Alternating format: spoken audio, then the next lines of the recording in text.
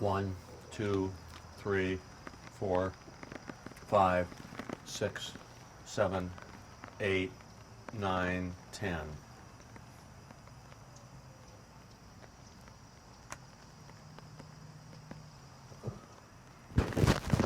Check, check, check. Wow.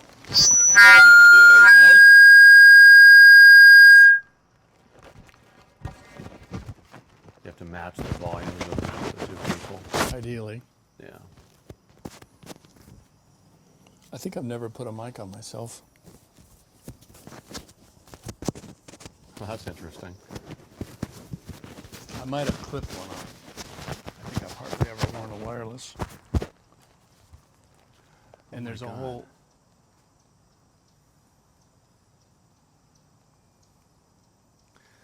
Fucking A. Your eyes were closed. You blinked, which is fine. I just got it right at the blink. It was a really good picture too. Take another one, you goddamn piece of shit. If you would listen to me, if you would, how long have I been teaching you photography? Like your whole freaking life? Okay. Such a penis. That's what she said. El Gigante. We're going to have to be careful what we put in the outtakes. Yeah. All right. Focus to manual. Jones filter on maximum. Yeah, I had to put the Shelton filter on this. Not probably strong enough. Yeah, let's crack the screen. But that's Okay. We're actually rolling. Let's just start talking. I'm not going to say action. So just, again, tell me where we are. What are we doing? How do you feel today? Why are you such a dick? Okay. Did you want me to talk about like right now or why I did all this? No. Just to start, just tell me what day it is. It's been 2 days. It's the second day after the trip. We're at my house. We're just whatever. We went to Ace. Just anything. So. Yeah, this is the second day after I arrived. Day before yesterday, I arrived to a wonderful reception. Sorry, and this time talk to me. Okay. And it's July 2nd? Yeah, I'm really bad at dates. All right, go ahead. So it's Okay, July it's 2nd. July 2nd. I arrived in Tucson 2 days ago to a very nice reception of friends and a nice bike ride with Nate for 12 miles or so into my house. And it was really wonderful. And the ride was easy. It was downhill. And I just had a great time. It was really nice. I think I was more exhausted from the party itself than the actual ride because I coasted downhill most of the way. But it was just nice seeing everyone. It was nice having Dad have his birthday, the nice combination of that. And he mentioned that Valerie really enjoyed that, which was good. My sister Valerie. So so it was a good day. And yesterday, I was a blob. There was no reason I should have been tired, but I was, and it wasn't a tired. It was like just a general fatigue. It's hard to explain what it was. It wasn't like I wanted to take a nap. It was just. It's like you're empty. It's Yeah, like you're just there's just nothing left. Exactly, nothing left in the tank. The tank was empty, and I felt that way this morning too. But I feel better now. I feel much better. Yeah, you came over and we were talking, and that helped. Excellent. So, well, I think we're probably not going to film much right now because we're going to do the whole thing over again anyway. But I was curious. All right, we I need to talk to you more like I'm just talking to you and forget about talking to an audience. Yeah. Okay. This is just you. This is just Yeah. you. This is just you and me. Yeah. Right. So don't. The more that you try to sound a certain way, Yep.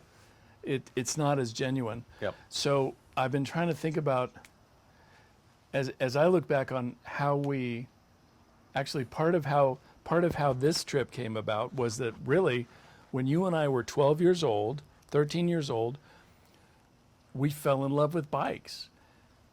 You and me and Joel Neisney, we had clunky 30-pound steel bikes, and we would go to Kmart or wherever, and then at some point, somebody got a nice bike. I remember my dad had a 5-speed Schwinn that he let me borrow, and it was like night and day compared to what we'd been riding. Right. I want to say you had a Raleigh 3-speed. I thought we both had 3 speeds for a while. I can't remember what brand it was, but we had, yeah, it was something like that. I thought our first big bike step were the Schwinn Varsities. We had Schwinn Varsity. Yep. Mm-hmm. Orange and yellow, or yellow and orange. I remember that. Okay. I thought one of them was brown. I think the Peugeots were brown. Oh, that could have been. I think there was a brown Peugeot and a blue Peugeot. No, there was a green Peugeot and a blue Peugeot, and I took the green. I think you're right. Yep, Green yep, and blue. Yep. So anyway, for whatever reason, starting at age 13, we started just bombing around, like my friend Scott Latier says, bombing around wherever, go try to find some girls to hang out with or whatever. But once we got bikes that were fun to ride, man, we started traveling. That was really well put. Yeah, you're absolutely right. I remember our first really long trip was to Colossal Cave, if I remember right. And I took that ride, I don't know, when I was here last time, I think, and it was a long ride. I had a nice bike, I'm strong, but we were younger then, and we did pretty well. I think we might even have done that on the 3 speeds. I can't remember. Yeah. But I remember, some boys our age would start doing motorcycles or right. electronics or athletics. Yep. And you were a great athlete, and I was okay. And of course I started photography in there somewhere. Mm-hmm. But for you and me, bicycles have been a through line. Bicycles have been a consistent passion and fascination and source of joy for both of us, and fitness. And so, and another memory I have is that one year, sophomore year, when we're playing football, poorly. Yep, both of us were. Which was a great experience. Pathetic. Scared the shit out of me. I have a specific memory of us driving to play somebody in maybe Marana, I want to say Phoenix, who knows, Florence, who knows. But I remember watching out the window of the bus at the frontage road and saying to you, Curtis, we could ride our bikes all the way along here. Boy, I don't remember that at all. Well, and I think it was sometime after that we did our big trip up to Phoenix, which was actually, I think, Mesa. I don't think we ever made it to Phoenix, but yeah, I think you're right. So, but the larger point being, we rode bikes. Yep. Together and individually all through high school. Then 1980, you graduated, and I remember sitting on the back porch at my mom's house, and we're thinking, well, we got to do something. And well, I think the first thing we said is, well, let's ride to Denver. Did we say Denver? Yep. Mm-hmm. I thought or Kansas City. I can't remember. What I remember is that we would get an idea, but then look at each other and think, no, we should go further. That's right. Yeah, we were like, I wonder, we could go, and then, so somehow it ended up being, at some point the plan was Nova Scotia. Right. Yep, exactly. We're biking to Nova Scotia. Yep. And so again, the larger point being, bikes for both of us have been a big part of our lives. After the 1980 trip, God, I sold my bike, Nishiki. Yep. I had a wonderful Nishiki, and I sold it to my sister's friend Pete. I think he might still have it, but never should have sold that bike. I bought a really hot shit like Andy Gilmore, some kind of custom Right. bike, and I think I put 10 miles on it. Yeah. And it wasn't until you bought me a bicycle maybe 5 months ago that I started riding again. So, all right. So having said all of that, which will strongly be edited, okay, tell us about after the bike trip. Tell us a little bit about your athleticism, specifically with biking, after our trip. Okay, let me make a couple more comments about Yeah. all the things you said. Yeah, yeah. I remember that Phoenix trip was quite a physical accomplishment. Even today, as we look back on it, we might look at Colossal Cave and say, "Yeah, that was all right." But Phoenix was. We started after you photographed a football game. I had cross country practice, and we left about, I don't know, 11 or midnight on a Friday night. Really? Yep, and got back on a Sunday morning. We went 2 nights without sleep. Jesus. Oh my gosh. And your dad had laid out some water in different places. But when we got to the water, it was like 1,000 degrees. I thought it was your dad laid out the water for us. It could have been. I bet it was Ken. Oh, yeah, okay. I bet okay. it was Could have Ken. been, yeah. Yep.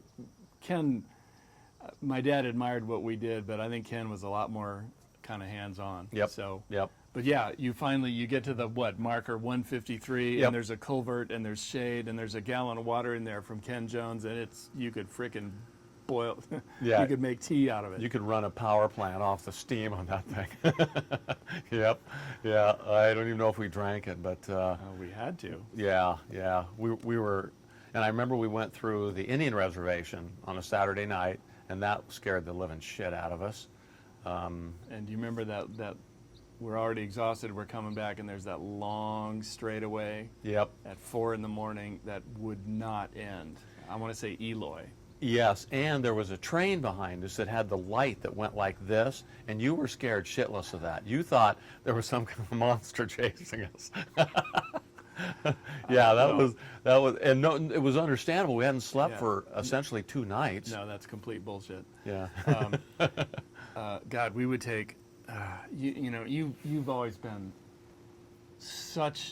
you've always been so much more fit and motivated and disciplined than I've been. And I remember we would take sleep breaks on that trip, and I didn't want to get out of bed. And as a matter of fact, I think we got to our last sleep break at Picacho, and I think you skipped your sleep break and you pedaled home. Yeah, I did.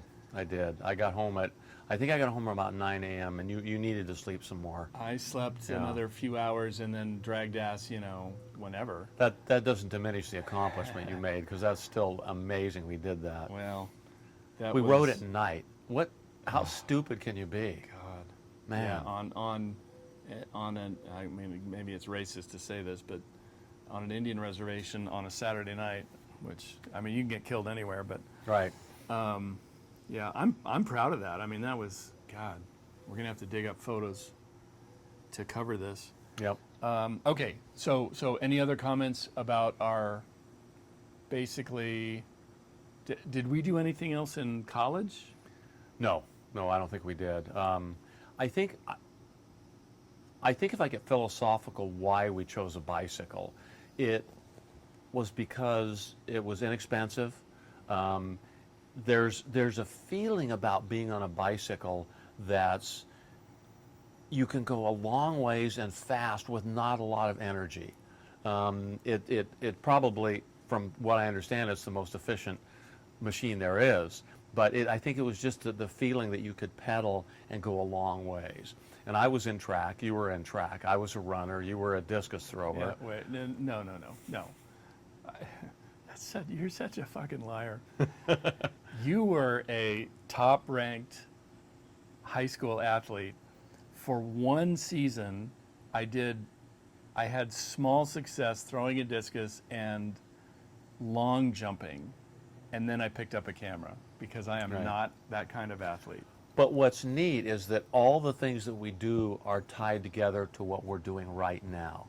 I did a bike ride and you're photographing me, and that's just kind of, how it all worked out, how it flowed. And I think it's kind of neat. Well, it definitely, we made those choices.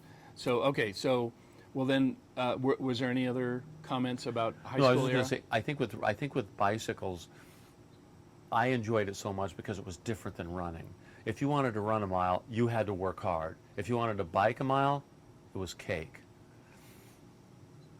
Yeah, God, we could talk for a long time about bikes. I mean, you and I both were proficient in maintenance, tire repair, and keeping them clean and adjusting. We could swap out a flat tire. We could true a wheel. So I mean, you're probably still pretty proficient. I used to be. That's another part of the satisfaction with bikes is, I mean, I could not fix a car or a motorcycle to save my life, Yeah, me neither. but I can keep a bike running. Yep. And with a bike, you can jump on and run to the store. You can go see your girlfriend. You can go see your buddies. Or you can say, well, I'm going to do 20, 40, 80 miles today, have a Yep. little adventure, have a really good workout. So Yep. a bicycle, man, it's your pony. And there's something about riding a bicycle that's very meditative. I mean, you get away from everything. Nothing matters except for your legs pushing the pedals. And in all the things I've been going through lately, I've been told that meditation is a great way to get to a certain point, and I can't do it. And a friend of mine correctly pointed out. She said, "Yeah, you do. You do it like 3 or 4 days a week. You meditate." And I'm like, "How's that?" She goes, "You ride your bike." I'm like, "You're right. You're absolutely right. It's very meditative. You get back and you just feel cleansed." Well, riding a bike, you almost have to meditate Yes. in the sense that you always have to be focused on the road and what's around you. So your attention always has to come back to moving from foot to foot. But then your mind can wander. You can, oh, look, on my ride last night, I saw a roadrunner up in a tree and he was clacking at me. I thought, oh, that's cool. But then you got to pull your attention back to just that focus. Anyway, okay. Anything else about the high school experience? No, I'm sure I'll remember a bunch of things, but Okay. that was a nice. I like the way you summarized that. That was great. Excellent. That's what Okay. happened. So then there was a pretty much a bifurcation. We kind of parted ways during college. We didn't hardly. I mean, you were a really focused student. I was an average student, but I was photographing weddings, trying to find a girlfriend. So I don't know if we rode at all. If we rode at all, but you kept your athleticism. I mean, you were running. I was and running. Yes. Mostly running, some biking, Very little biking. mostly running. Yep. And you were competitive because you ran a marathon. Yep. And I ran an intramural meet at the university, where you weren't on the team but you could run, and I remember that was really fun because I did a mile and Mr. Brooks came to watch me and I was so motivated and everyone was talking about how great they were and before the race and how they'd done this and that in high school, and I was like, I'm going to get killed. And I went down the backstretch and Mr. Brooks was back there and he yelled something at me, and I mean, this was my high school track coach, and I took off and I got third place. I passed everyone, so that was the Mr. Brooks effect. Yep. That's John Brooks. Yep, that's right. You ran a marathon. Yeah, yep, did a marathon. I said I would break 3 hours, which is about a 6:30 mile, and then I would never do one again, and that's exactly what happened. I did a 2:54, a 2:56, done. That is too far for the human body to run. Tell me more about that. What year was it? Where was it? What year? Give me some details. Well, it was my senior year. It would have been 1980. I took 5 years to get through college, so 1980, and Want to say January? I think it was in the fall. I'm not sure, but I think you came out, didn't you? Yeah, you came out, and Polly and Judy. yep, Paul and Judy, Maybe my Joel. roommates and high school friends. Yep, and you were cheering me on, and it made a big difference. Marathons are hard, and Why'd you want to run a marathon? that's a very good question, because it's the same question that you could ask me for why I would do this bike ride, why we did our bike ride, and I'm not sure.